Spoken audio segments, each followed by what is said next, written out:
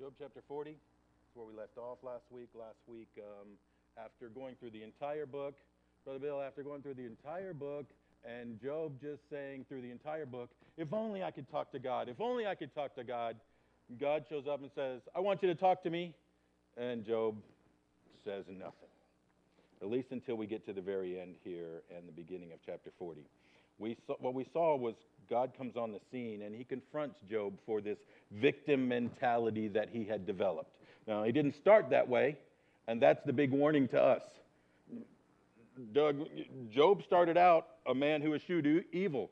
Job started out a man who would say, though you slay me, I'll praise him, I'll serve him. Job started out a righteous, godly man. But somewhere, and that's the warning, somewhere along the track, and we know exactly where, Job got into this picture where he began to defend himself. And as he began to defend himself from the attack, he focuses on self. And what he lost was the vision of God. And what he got was a vision of me, and Justin, he should just be treated better because he's a pretty good guy. And along that line, it just pushed everyone else away, and it got deeper and deeper and deeper until Ms. Pat, it was almost like if I could just, not almost, it was exactly, if I could confront God, I'd change his mind for the error of his ways. And so God shows up in chapter 38, and he says, and it's interesting to me even how he shows up. Because, in our mind, when someone's doing the whole victim thing, especially for a mom, Mom, he just doesn't love me. Well, what we want to do is we want to show up, and we want to encourage them, and we want to tell them about their great value, and God doesn't do any of that. He doesn't show up and baby the victim. In fact, what he does is he shows up and he confronts them. And he confronts all of his conclusions. In fact, he confronts his very even reason for coming up with it. And even that, it's interesting. He doesn't go through and debate. Well, why do you think that? And well, let's talk about, I know Dad didn't on that day, but you got to understand he doesn't go tit for tat and explain himself. Not at all. In fact, what he does is he humbles Job. He goes right at the problem. The problem is of his pride, the problem that Job, you think you deserve better, and he does it without tearing Job down. He's not attacking Job. He doesn't even belittle Job. You know, Brother Bill, what he does? He says, let's look at me. Let's go back to the beginning and see God. And as Job begins to see God, and how does he see him? He says, well, remember me in creation? I just grabbed the world and I stuck it out there in nothing, and it's hanging on nothing.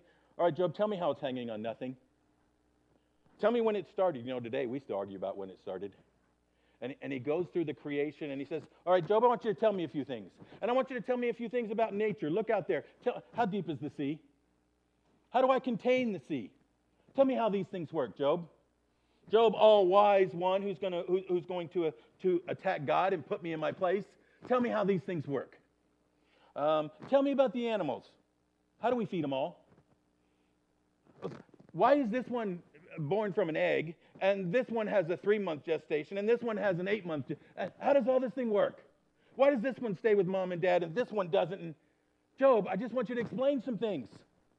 Just tell me how does all this fit together? And so that brings us to chapter 40, where Job kind of acknowledges his lack of wisdom. Job 40, verse 2. He confronts him specifically because Job, this one who wanted to talk to God so bad, Brother Maddox. Shall he that contendeth with the Almighty instruct him? If you want, well, Brother Jeremy, you're sure making Job sound bad. No, I'm making Job sound like me when I say, I wish it was different. Why doesn't God do it my way? Why do I have to go through this? Why is that person in this situation? Shall he that contendeth with the Almighty instruct him? Are you going to tell me how these things are? You said you wanted to talk to me. I've asked you some questions. Are you going to answer me? He that reproveth God, let him answer it. Speak up. Verse 3, then Job answered the Lord and said, here's his answer. Behold, I am vile. What shall I answer thee? I will lay mine hand upon my mouth. Once I have spoken, but I will not answer, yea, twice. but I will proceed no further. So, here we go. God has silenced Job. Right? Brother Max, that's what he's trying to do, right? That's what he set out to do. You know, and I hear that response, and I guess it comes from things like I'm not as mighty as God, because that's what he's talked about. That's what Elihu talked about. I guess it's coming from the thought of I'm not as great as God. I can't even understand the greatness of God. I don't even understand all the things he's doing in his greatness. I don't understand who he is. You're too mighty for me. I can't explain any of these things. I can't explain why you do. I guess it's coming from all of those things. And so now that he's silenced, we should be at the end. A little bit, we should be at the end. It should start to get better. Except God's not done. And Justin, I think it's very important that we have to ask the question, why does he speak again? Because, I mean, and I'm not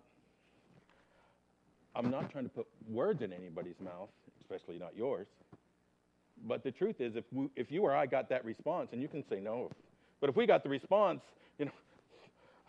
no, I shouldn't have said anything, we would think we accomplished what we were trying to do, right? But he didn't. Yeah, there was more.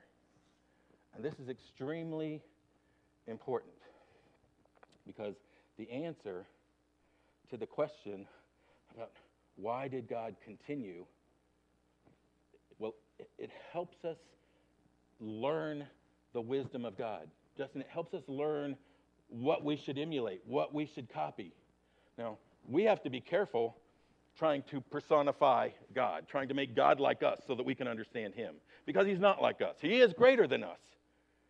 But in the same aspect, we have to spend our time studying and learning to try to become like him. Now, when you say that, sometimes people get, well, we can't become like God. Well, I didn't say we were to become God, but we are supposed to desire to be like him. 1 Peter 2:21 tells us we should follow in his steps. 1 Corinthians 11:1 tells us we should be an imitator of Christ. Ephesians 5, follow in his steps. We're told to conform to his image, to put on Christ, to let this mind be in you. We're to have the mind of Christ. When we get to 1 John is going to close out, you're not what you are now, but someday you will be, and you know what you will be. You're going to be like him. That is where we're supposed to be. Today we are not, but we are to grow in sanctification until that day that we shall be like him. And that means when we come to a place like this, it doesn't necessarily make sense. Brother Wayne, we got to stop and ask the question, okay, well, what's going on here? Because whatever the motivation and the why is, that's how I need to deal with people too. There's a lot to learn in just the fact that there's a verse 6. That it continues on. Because here we go. Simple question. Jade, here you go. Ready? Question on the spot. Nice to see you. Is God just? Yes, he is. No, I know you can speak out loud. I hear you. You're pretty loud. All right, here, got another one for you. Is God loving? Yes, he is loving. So he's just and he's loving. Is he righteous? Is he gracious? Does he continue? I'm going to tell you that answer is yes. So since he's righteous and he's gracious and he's just and he continues, this is exactly what was needed, and we need to look at why.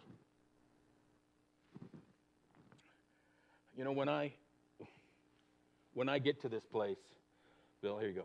When I get to this place and Job says, because what does Job really say? All Job really says is, I shouldn't have said anything.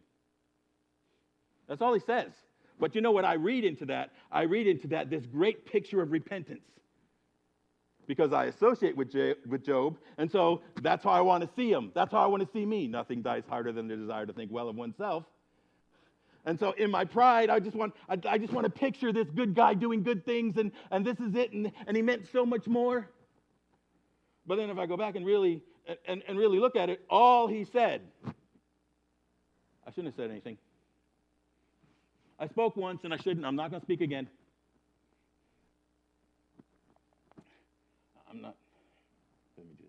I'm not picking on Job.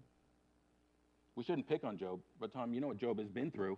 I can't even imagine what Job has been through. For the Maddox this week, I got the stomach flu. It was so bad. It was bad. Let me tell you, if you saw me when I was in there, I was like, oh, I'm going to die. I'm so bad. I feel so bad. Job had the stomach flu to the infinity. Okay. I'm not picking on Red Bell. In fact, we should have grace. We should have understanding. But in all of that, God's still after the pride. Because nothing changes with this idea, oh, I shouldn't have said anything, but I still don't deserve all this. God, you are so great, I can't think like you. I don't understand you. Yes, I don't know how you put the world in, and it just hangs on nothing. I don't get that. You're great. But I still don't deserve to be feeling this way in this place, going through this type of life. Justin, it's real easy to hold that because you don't know what's on the in there because I'm the But you know who knows what's on the in there? The one who says you need some more.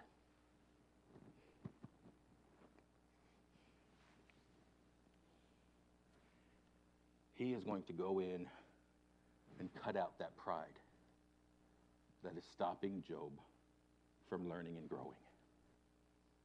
That victim mentality, I deserve more, let's evaluate God pride. No, we're going to look at that in a few minutes, for a few minutes. But Brother Wayne, something else that sticks in my head, first I get this idea of why is he continuing on? We got to have that picture. Brother Maddox, look how drastic, look how far God has to go to deal with self-righteousness. Is there anything that disrupts and limits Christian growth as much as that? I don't know. We always want to sit right there and say, oh, the sins of the world, but I don't know if it's the sins of the world that really limit our growth. Justin, we can look out there and say, oh, no, that's bad. What might limit our growth the most is I'm good. And that's what he's dealing with here with the righteous man who escheweth evil.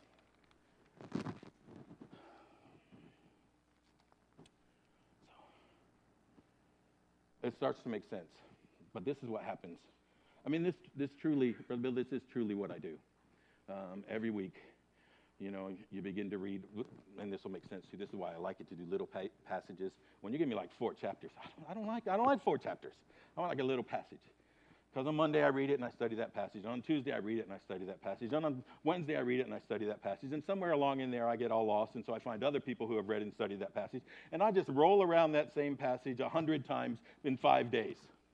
And I get lots of questions. So, Justin, I'm doing that here, and I think I started to get this good picture. But then all these questions come in, and so I got to try to understand this a little bit, and what's going on, because at a point, Job is sitting right here saying, "I'm sorry," and then I start to picture it, and it just pops, Ms. Lorraine, it pops right in my head. It's like the little kid who says, "I'm sorry, I've gone and done the thing, whatever the thing is, and now I say I'm sorry." And I want to control the whole narrative. I now want it to change. I said I'm sorry. So Matt, you need to let this go. Why don't you trust me? Why can't I go back and do all the things I wanted to do before? Why does everything change? I said I'm sorry. And in fact, the committer of the action almost becomes the victim again, because you're not allowing them to just go back and do whatever they want to after they said I'm sorry. Do you have kids? Does this not make sense? That's how kids think. Even when we're 40 sometimes. Or 50. Or let me paint the picture for you a little bit easier to understand as an adult. Brother Hamilton, it's like when a spouse commits infidelity. And they feel so bad. Brother Maddox, they feel so bad. So their guilt moves them to go and tell the other spouse, right? And that causes hurt and conflict, but then they've got it off their chest, and now they want everything to be fine. So the committer, the abuser, now almost abuses the victim again with wanting them to move on and handle it and understand and be forgiving, and that's That's who we are. You know, it's supposed to be a marriage love affair. And that's what we do. We commit adultery against him. Anyway, so I get this picture. And this is how I see Job right here. You know, now, we don't get to read it. You know why we don't get to read it? Because I've learned, I'm not going to say anything. But Brother Maddox, God is just, right? God is loving, right? God is gracious, right? All the time, right? And God continues, right? There must be a reason he continues, and we're going to see what he's after is exactly that pride, because he's about to tell us. So I get this picture. So there's where I see him. I see Job in this. I said, I'm sorry, I'm not going to say anything. And he's like waiting. Take it away. Let me see butterflies. Carry all of the scabs away. Let me give you one more picture, because this one stuck in my head, Brother Wayne. This one was like Wednesday. This one started to make sense. I was going over this, and I got this picture of just loud as can be, this statement, well, I shouldn't have said anything. And this time I heard it just like that. So here you go. Brother Moore, my dad was a very angry man. And I'm thankful for my dad. I learned a lot of things because he was the way he was. It forced me at a young age, because I couldn't do anything about that, to go to one who could and depend on him. It made me grow. So, you know what? I've got to be thankful for the situation God put me in, because that's what I, in my stubborn self, would need to learn to go to him. But he was a very angry man. And usually after he had caused all kinds of problems and things were really dire with he and my mom, we would go on some big family day. We would go some big family trip. Like, we were in Germany. I was in Germany for 8 years. He did 3 tours over there. And so we're going to France. We go to France, and he'd plan on having a picnic, and we're having a big family day. And this day was supposed to accomplish way too much. It couldn't complete the things he wanted from it. It couldn't offer up what he was trying to get from it. And somewhere in there, something would go wrong, and he wouldn't get what he wanted, and he would just go, boom. Miss Moyer, the day was then ended. Okay? Kids crying, mom upset, anger, blame, hatred. And you know what he would say every single time, and this is what I heard. Well, great. I guess I just shouldn't have said anything. And really what he meant by Brother Moyer is, you guys are too weak to handle it. He was pushing the blame back out there, and he was being the victim again. This is where I think we find Job. I shouldn't have said anything. But he's holding on to it. He should be treated different. And that's exactly where God confronts him. Verse 6. Then answered the Lord unto Job out of the whirlwind and said. Now this comes immediately after. Matt, this is immediately after Job says, I'm done. I shouldn't have said anything. I talked once. I'm not talking again. You're great. Then answered the Lord unto Job out of the whirlwind, which I like this because Job's not controlling the narrative. Kids should not control the narrative. Employees should not control the narrative. Now you better be careful, because you know who's held accountable. Now, parent, you're held accountable. You better be right. Boss, you're held accountable. But God does not let him control the narrative. Out of the whirlwind, and he said, same exact thing. Gird up thy loins now like a man. I will demand of thee, and declare thou unto me. You're not done talking. I'm not going to speak again. You're not done talking. We're not done. There's more in your heart I'm going to get out of your mouth. Out of the abundance of the heart, the mouth speaks, and you're not sealing it up in there. Here it is, verse 8. Wilt thou also disannul my judgment? Here's straight where he's going, Brother Bill. Disannul? Are you going to tell me, are you still going to sit right there and say my judgment is wrong? That I don't know what I'm doing? And here's why it's coming. Wilt thou condemn me that thou mayest be righteous? Job, I know what's going on, and I know what's in your heart. Your friend said you were bad. It's your fault. It's because of sin in the past. You defended you to the point that you accused me. You made me wrong that you might be right. Let me tell you, that's just a human trait.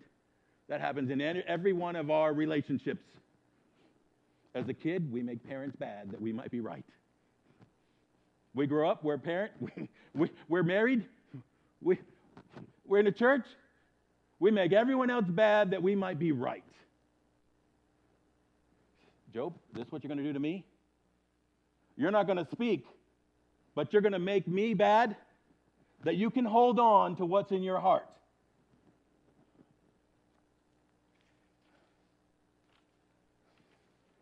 God is going after the root. Justin, he's not messing any time, wasting around out here with the fruit. And I'm going to tell you, that's a good point. Hopefully we get there. That's what we do. We spend all our time out here talking about, well, what did he say then? And what did you do then? And what did...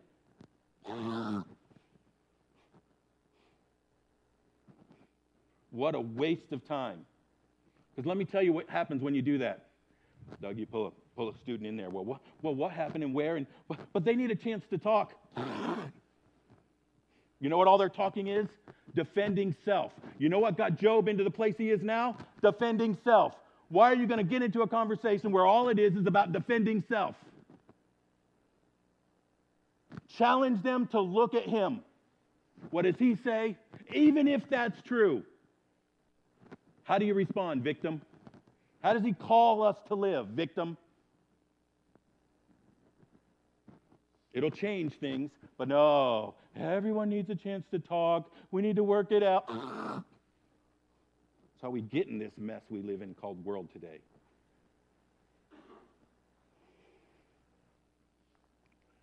Verses 9 through 14, after he starts this conversation, he goes on and he basically is saying, Job, do you even have the power to judge?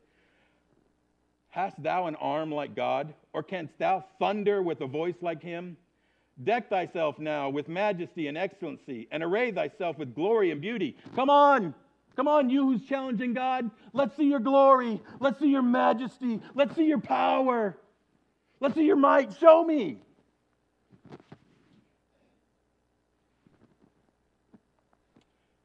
Cast abroad the rage of thy wrath, and behold everyone that is proud and abase him. Come on, show yourself to be power and mightyful. You know, point out the pride. Pride, it destroys it all. Come on, Job. Take the proud, make them lowly. That's what you've been trying to do for all of these debates. Look on everyone that is proud and bring him low, and tread down the wicked in their place. Come on, Job, do you even have the power to judge? But I said I wasn't going to talk anymore. I said I was wrong. It's not here. For the wants here. Now, he goes on in verse 15, and he gives an illustration. From here out, really, it's just an illustration. There's one little challenge part. We're going to get there. But the illustration is about two different animals. Depending on where you go, some people try to say, this is a hippo and a crocodile. Well, we're going to read it. I'm going to say, this is no hippo and no crocodile. Well, actually, I shouldn't say that. You make up your mind whether this is a hippo or a crocodile. Okay? Some people even go further and they say these are two mythological animals he's just using to illustrate. Well, Brother Maddox, if these are mythological animals, his whole point doesn't matter because he's saying, I created these and this is how you respond to them. If they didn't ever exist, the whole thing is like, do you imagine things like the same I imagine things?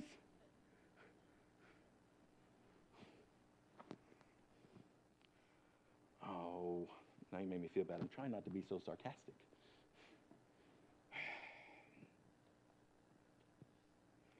Verse 15, behold now behemoth. What does behemoth mean? Well, this is a transliteration, which means the word in Hebrew is behemoth. We don't have a word that matches, so we just brought the same word over. Behemoth. What's a behemoth? Well, he's going to explain it to us. It's supposedly a hippo. There I go again. Behold behemoth, which I made with thee. I mean, at the same time I made you, I made behemoth. He eateth grass as an ox. Lo now, his strength is in his loins, and his force is in the navel of his belly. He moveth his tail like a cedar. Wobble. And the sinews of his stones are wrapped together. His bones are as strong pieces of brass. His bones are like bars of iron. He is the chief of the ways of God. He that made him can make his sword to approach unto him. I made him. I can walk right up to him. I can handle him. I can deal with him. I can, what was that purple dude? I can snap him. What was that guy? What? Thanos. I can just snap him.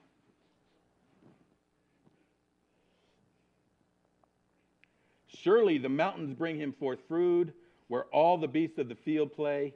He lieth under the shady trees in the covert of the reed and the fens. The shady trees cover him with their shadow. The willows of the brook compass him about. Behold, he drinketh up the river and hasteneth not. This guy stands in the river, and the raging river doesn't move him. Doesn't bother him. Doesn't cause him any problems. He trusteth that he can draw up Jordan into his mouth. He just opens up his mouth, takes what he wants. It doesn't nudge him, doesn't faze him at all. He taketh it with his eyes, his nose pierces through snares. Now, I don't know what this is, but I don't think this is hippo. This is giant, mammoth creation. And he's talking about it, and he makes this point, I made this just like I made you. Yet you're afraid of him. You can't even approach him. I don't want to be sarcastic. So, I love you, you love me. You'll pull this off without being sarcastic. All right, so Matt, here you go. You're scared to death of this creation I made. I made it. So you won't approach it. You can't deal with it. You can't handle it. I can. How does it make sense that you're going to attack me? How do you have more respect for my creature than me? Think, Job. Let's pry open the mind. Let's examine your conclusion. Does it make sense? It's starting out to not to be very smart. So he goes to 41. This is a crocodile, by the way. Canst thou draw out Leviathan with a hook, or his tongue with a cord which thou lettest down? You let a cord down, you pull his tongue out. Canst thou put a hook into his nose, or bore his jaw through with a thorn? Will he make many supplications unto thee? Will he speak soft words unto thee? Will he make a covenant with thee? Wilt thou take him for a servant forever? Because, he'll do all those things for me. He listens to me. He's my lapdog. Wilt thou play with him as with a bird, or wilt thou bind him for thy maidens? Shall the companions make a banquet of him? Shall they part him among the merchants? Canst thou fill his skin with barbed irons, or his head with fish spears? Lay thine hand upon him. I like this. Doug, reach out there and touch him. You'll remember it. And you won't do it again. Behold, the hope of him is in vain. Shall not one be cast down even at the sight of him? Let me tell you, even look at him, you're scared to death. If he shows up, you don't even bother running. It's over. That's Leviathan. None is so fierce that dare stir him up. Who then is able to stand before me? My creation. Okay, maybe the big lumbering land dinosaur that stands in the river and goes, "Whoa." How about this one? How about this one, Joe? You don't even stand before him. You bow and cower. You can't do anything to him. You can't even pierce his skin. But you stand and throw darts at me? Who hath prevented me that I should repay him? Whatsoever is under the whole heaven is mine. I will not conceal his... Oh, here we go. I want to get this. Verse 11. Who hath prevented me that I should repay him? Whatsoever is under the whole heaven is mine. Here you go, Brother Maddox. This is what he's going. Who's put me in their debt? Who do I need to pay back? Job, you don't have any problem standing before me. You won't even stand before my creation. And what do you stand before me and say? Well, this is what you stand before me and say. You stand before me and say, your righteousness deserves better. Here you go, brother. Living righteously. Does that put God in our debt?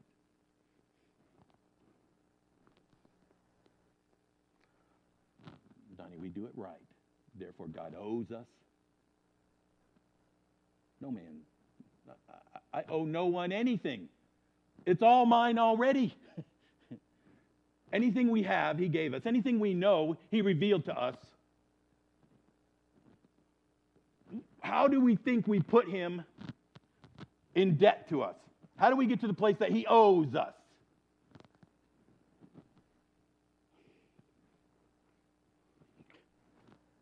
Matt, doing right, it's revealed to us. That's a gift.